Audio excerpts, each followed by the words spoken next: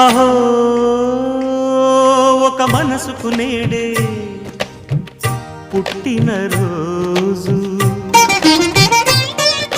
అహో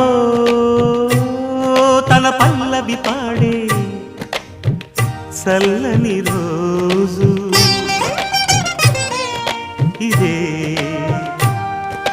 ఇదే కుహు స్వరాల కానుక, మరో వసంత గీతిక జనించు రోజు. అహో